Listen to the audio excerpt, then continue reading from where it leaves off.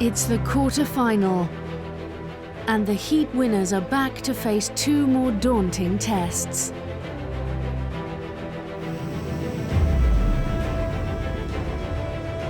It's been draining mentally to get here, but, you know, worth it. I've got to do well competitively to stay here, so that's my ultimate aim. I think I need to harden up a bit and believe in myself. I'm very aware that one mistake could mean going home. The level is getting higher and it's getting harder in that kitchen, so just going to keep upping my game. They've proved themselves good enough to get to a quarter-final, but now can they hang on? Can they stay in the competition? At the end of this, two more are going home.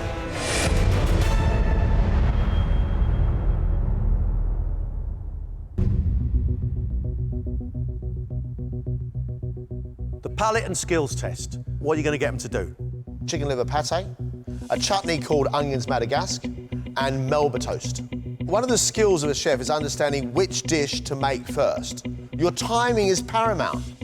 John starts with the chutney. The thing that's going to take the longest to cook are these little onions. He adds sugar, bay leaves, thyme, sultanas, vinegar, and tomato paste. Add a good 500 ml of water to it, and that water over the time will eventually evaporate, and then you've got this lovely chutney, lovely soft chutney. Now to make the pate. Onions, bacon, chicken livers, and butter.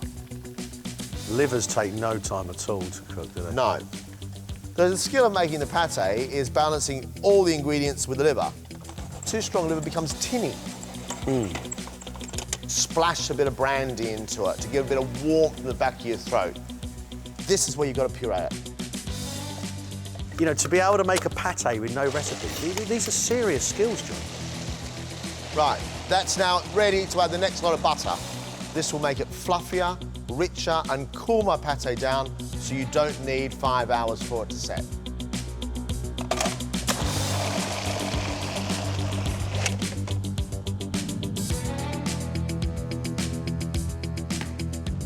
Now clarified butter. Ooh. And the butter is there to stop the pate from oxidising. Yeah. So it doesn't go grey. Clever. That pate is going to take at least 10 minutes to set, so they need to have it in with a good 15 minutes to spare. Melba toast, take the crusts off. You split the bread horizontally. So I'm rolling my hot split toast on the board to get rid of the excess bread. That goes back in the oven to dry for a couple of minutes. If you toast it, it won't curl, it will just be flat and toasted and crisp bread. Now to finish the dish.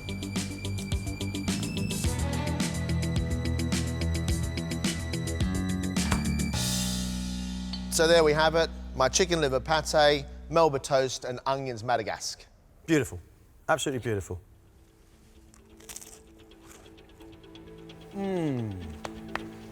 Brilliant. This is a real test of timing and finesse. Let's get them in.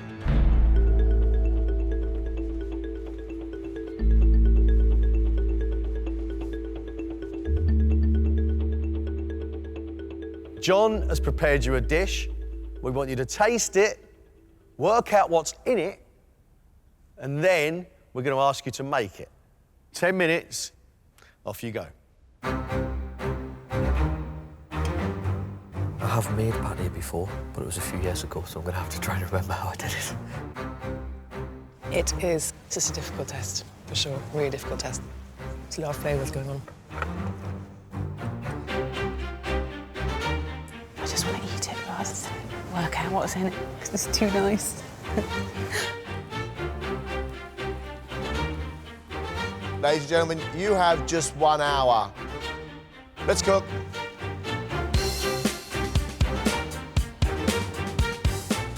The ingredients have been separated onto 3 trays. One for the pate, the chutney, and the melba toast. Some of the ingredients have not been used by John. These include lamb's liver and pickled onions. we have had extensive lists from all our cooks, and that gives me a bit of comfort because they really looked at the dish and they were testing their palate. Sophia, we've seen as a cook deliver some really elegant flavours, but with little mistakes. I knew it was going to be tough, but nothing can prepare you for the level of stress that you're under. God, decide.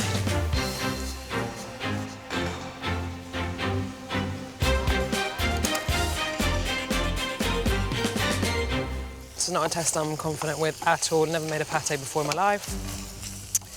Finding it hard to identify which liver I'm using, so I'm just going to go with what I feel feels right. Sophia has decided to use the lamb's liver rather than the chicken liver, and that's a real shame. 15 minutes has already gone. David, we've seen some really concise cooking from, but his flavour combinations is what we've been questioning. We believe David's got a lot of skill. Well, here now he can prove that. I think I have an OK palate, but whether I can pick up the really subtle flavours within a dish, we'll see. Would you pipe that before you chill it? I can't tell you things like that. David, can I?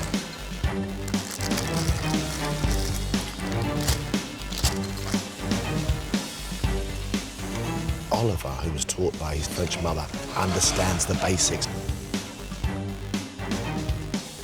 Now all he's going to do is make a classic pate. It couldn't get more French if it rode up on a bicycle with a beret on. Fire! To have people who know what good food should taste like and look like, say that there's some potential there, that's an extraordinarily nice feeling.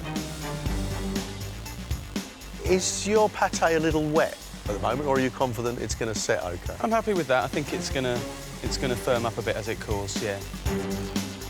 For all Ollie's confidence, his pate looks a little runny to me. And it's full of booze. You're halfway. You've got 30 minutes left. Angela can cook. I know that. I know that. What I'm not convinced is Angela can do timings properly, and she's got a set time to make this. I really want to do well today. I really want to feel proud and feel like I've given it my absolute best shot. You're right with the toast? Yeah, I think so. Do you know how to make melba toast? I think I do. I think you... Shh. OK. My issue with Angela right now is the chutney, because the chutney isn't really happening for her. There's just a few little bits in the pot. How do you make a chutney without huge amounts of flavour? You've got 15 minutes to go.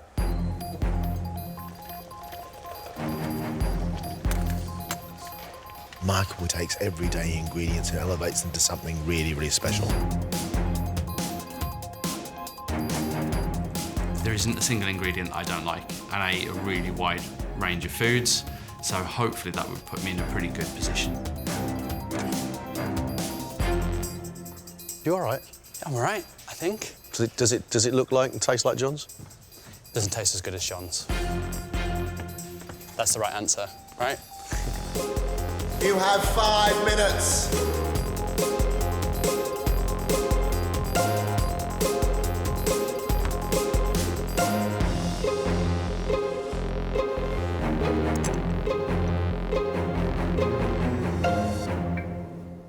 That's done. Well done.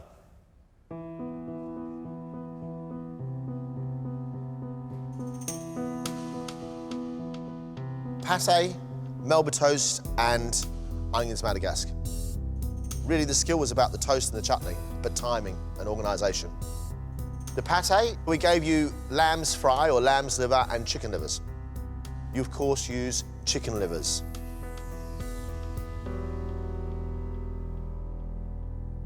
Let's start with you, Sophia. If you know what you've done wrong, Yes. your pate is really strong. Strong of lamb's liver. It doesn't have very much butter in it. Your bread's been rolled out and it's become more of a crisp bread and hasn't curled up around the edges. It's not dainty and soft. It's a very strong pate, but lovely sweetness and thyme running through your chutney. I could probably eat that, you know. Thank you. I think I got away quite lightly, having never cooked it before. I couldn't expect any more today. Michael.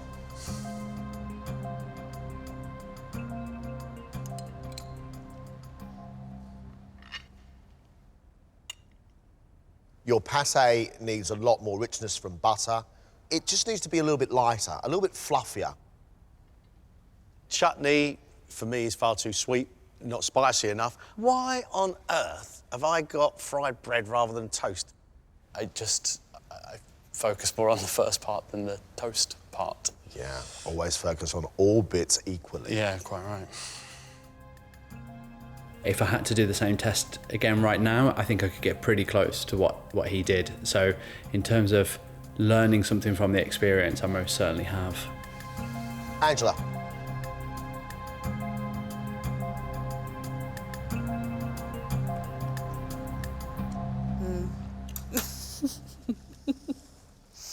Oh, I was so enjoying it. Oh. Oh, it could have warned me, Angela. I use the pickled onions. Oh, really? I just found out. I've got pickled onion jam. The pate's lovely. The toast is wonderful. The chutney is really awful. Sorry. I, luckily, didn't have an onion. Great pate, really rich, smooth, lovely. I'm happy. You would be, you didn't have an onion. I didn't have an onion. I didn't smell or taste them and go, oh, they're quite pickly. David?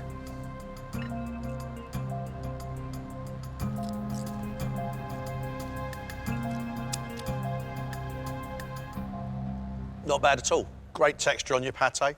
Wonderful toast. There's way too much time in your chutney. It's really, really overpowering.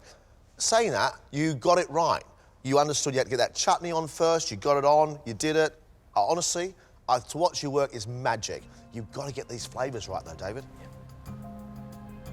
It was a real compliment when John said that he liked to watch me work, but, you know, I feel like it'll mean nothing if my flavours don't come out right.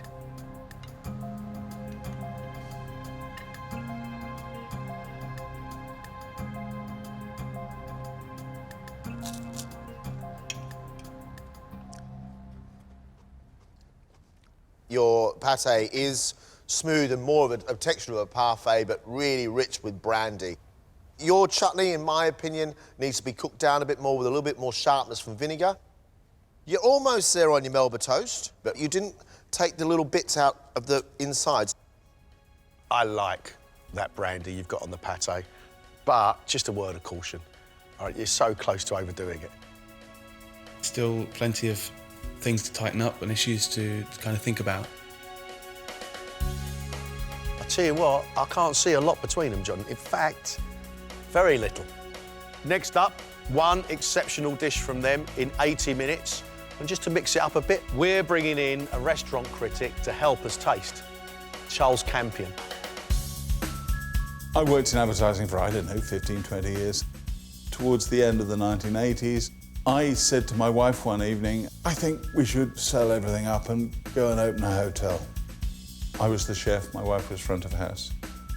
We did all this around and about Black Wednesday, and interest rates moved briskly, and we lost everything.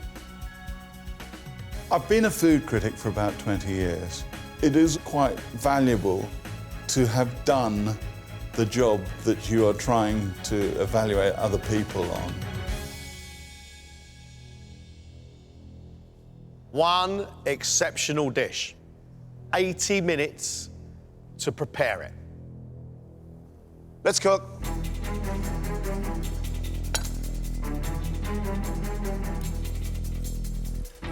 Five very, very good cooks. They all know they've got to do something special today to stay in the competition.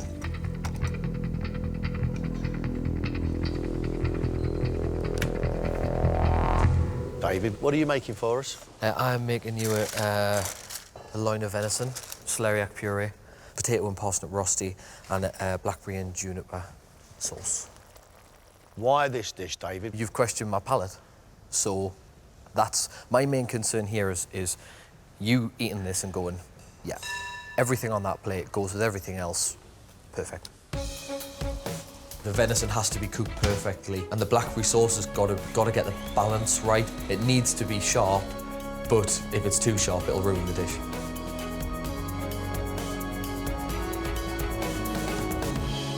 Oliver, what is it you're making then? Piece of baked salmon, 4 kinds of herb focaccia, 3 kinds of sauce. So how does your fish look? Is it on your bread? Is it? It's next to it. It's going to look a little plattery. It's got to be a worry. It's about 4 worries about this dish. And there's one there, and there. The bread, the dips, with a piece of salmon? I don't understand how the dish works.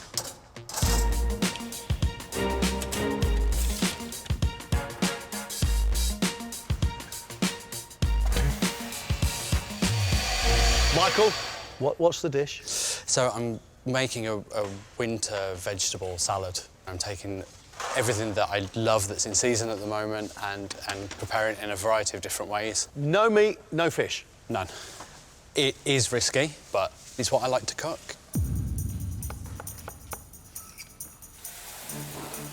He's pureeing things, he's roasting things, he's boiling things, he's sweating things off, he's making butter emulsions.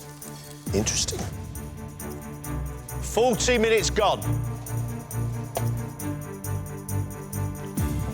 My dish is assortment of crab. I am doing it because crab is my very favourite thing to eat.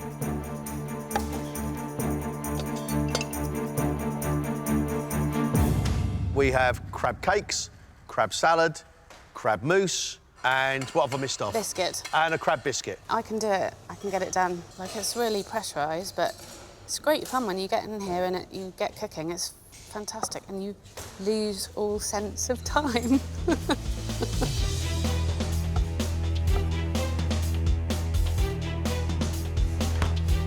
15 minutes.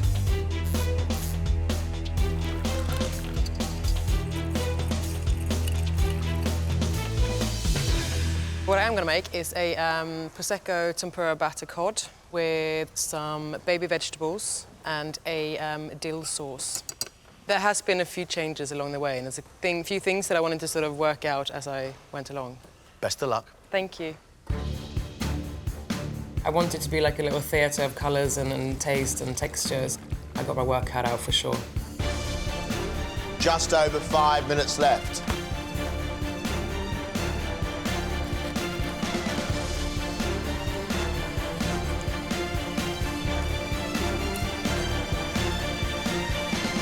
Stop. Step away. We are bringing in a guest to help us taste. A man whose name can strike fear into the heart of the very best chefs in the country. Oh, no. Restaurant critic and food writer, Charles Campion.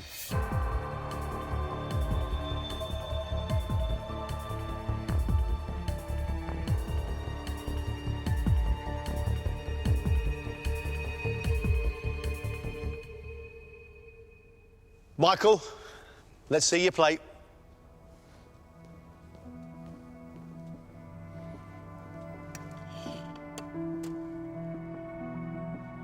Michael's winter salad includes sous vide carrots, roasted and pureed butternut squash, beetroot, cavallonero, walnuts, ceps, goat's cheese mousse, and a port and wine sauce.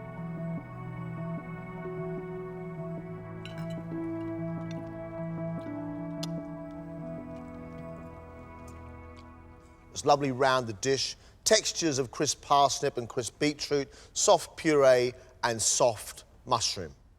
I like the way that the parsnips and the bits and pieces all give up their sweetness, and you compensate for that with the cheesy dressing, which is really nice. I never thought I'd be standing here bigging up a plate covered in vegetables. Everything there tastes natural plus. Good job. This feels like a return to getting some good feedback, so I'm really pleased. Angela, your turn.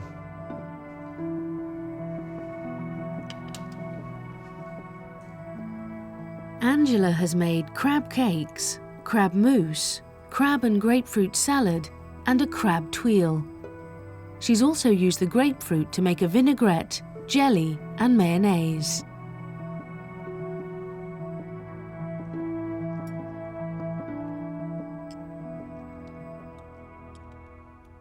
Interesting to balance different textures as well as different tastes. And I like the mousse, it's got a bit of a kick to it. It's very jolly. It's the sort of single-minded dish that I would order. I really like it. Thank you very much. What I do really like is the little grapefruit jelly with the grapefruit segments and the tarragon running through it. Every individual one of those trio, I would happily demolish. Charles Campion likes my food.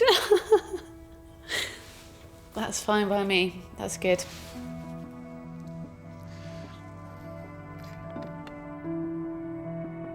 Goodness me.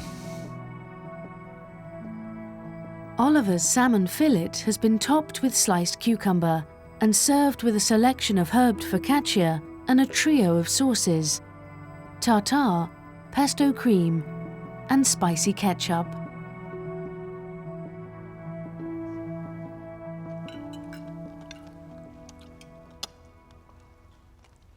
Very good mayo, nice texture. Needs salt in the basil pesto. If you say it's a spicy tomato ketchup, it needs more spice, it needs more kick. Bread doesn't quite hack it, I'm afraid. It's a little bit on the solid and a little bit not on the light, fluffy, oil-soaked loveliness. Sweet bread, which is really herbaceous, with salmon, which is a bit dry, and dips, which are a little bit limp. I don't, for the life of me, see how that makes a dish. I think ultimately I'm a little bit of a victim to overcomplication by the sounds of things.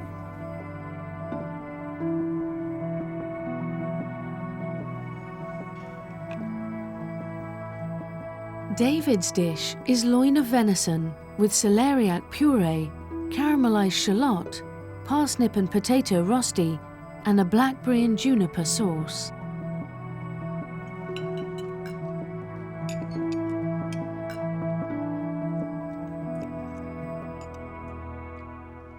Perfectly cooked venison, really liked it. Good flavours. The elements of this dish seem to work together quite well, in my view. The most original thing is the blackberry sauce, and sadly there ain't enough of it to really get to grips with it. It's just such a shame because there is real beauty and real sophistication in your cooking. I mean that. I can't fault it. But I want my sauce, son. Yeah, my proportions were just a little bit wrong. But, you know, hopefully that's something I can rectify.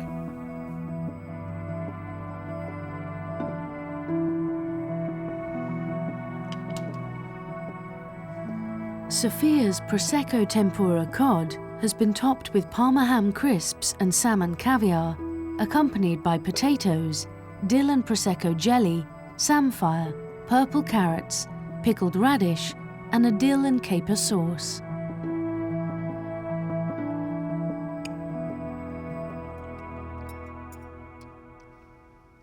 I like the fish. I think the fish is very well cooked.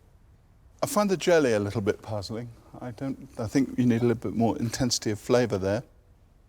I think you could ease up a little bit on the complexity of the dish because nicely cooked fish with a bit of crispy bacon on the top is a very nice thing in itself. Like Charles, I'm not really here nor there with the jelly. And I think Charles is bang on. I don't know what all the extras are doing on the plate, what they're adding to the dish. Everything on there is cooked really well, apart from your potatoes that are undercooked. It wasn't perfect. I was nervous about it beforehand. There's a lot of elements to the dish, but I put it together as well as I can. Charles, brilliant. Thanks for your insight. Yeah, thank you. Enjoy your decisions, gentlemen.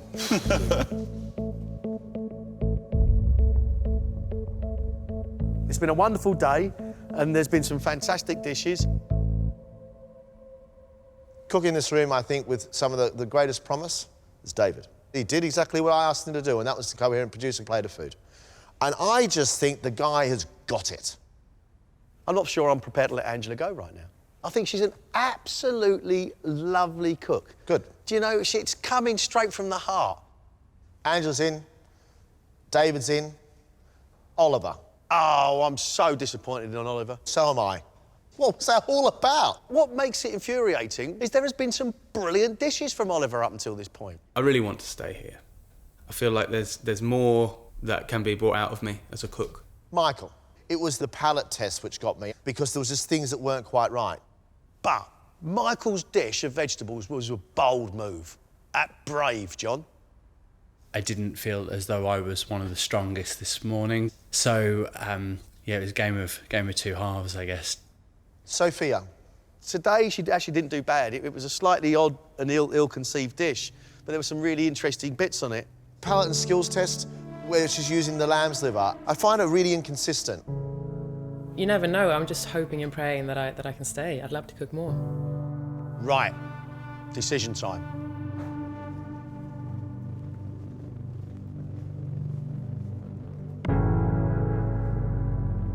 No shortage of skill nor talent. We have decided to take the three of you through to the next round.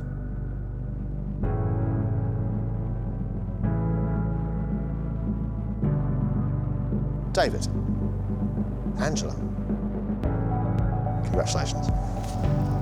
Thank you. That leaves just one more place. The third person through to the next round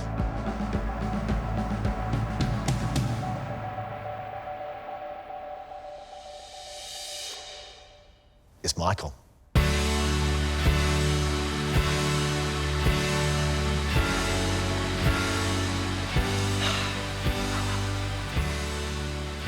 I'm a bit disappointed, of course, but it's nice to have a little bit of a validation for my food.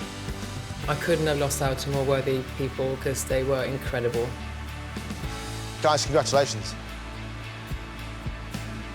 I'm feeling just happy, happy, happy. To be here still is just the best. This is the biggest scale thing that I've ever done. And for it to be going well is mind-blowing. Listen, I'm delighted. I think I'm just shell-shocked. Now I'm going to have to go back to the drawing board and find something else to cook now. Yeah, I better do that.